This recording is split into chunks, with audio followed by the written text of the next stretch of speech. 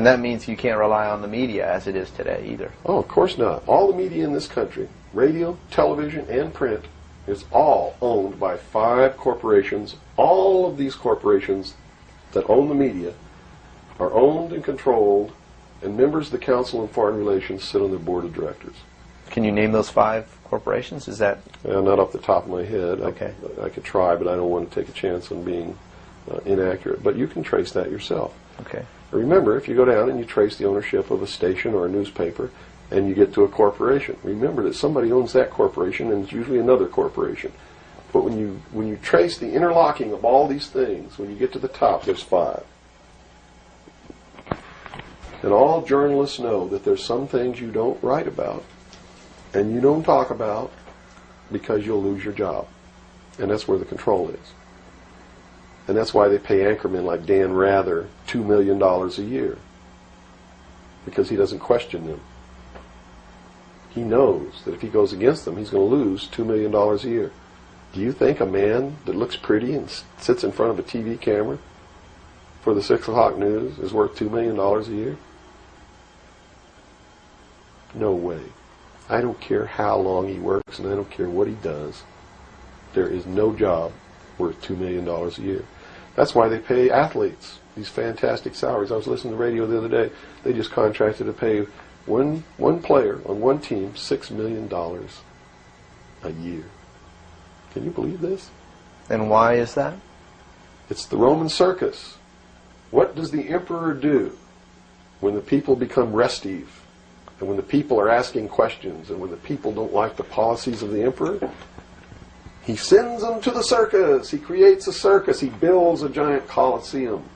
And he begins to throw the Christians to the lions. And he has great chariot races and football games and basketball games, all to keep the idiots preoccupied with things that don't mean anything in the scheme of the entire world, so that they don't have the time to learn what the truth is, so they don't ever get smart enough to learn how they're being manipulated, so they don't ever question the emperor. That's why they pay a player on a football team or a baseball team $1 million or $2 million or $3 million a year. It is the Roman circus. I know men who don't know anything in the world except who plays third base for the Mets. And they think that's a great accomplishment. And they meet and pat each other on the back and bond and go have cocktails and talk about what this guy that plays third base for the Mets did in last night's game. It's sad. It's really sad. Is there any room in a kind of society where these manipulations are not taking place for this type of entertainment, or any type of entertainment at all? If people understand that a game is a game, if people understand that nobody, no matter what they do, is worth paying $2 or $3 million a year for, people should be able to get rich if they want to, by the sweat of their individual labor.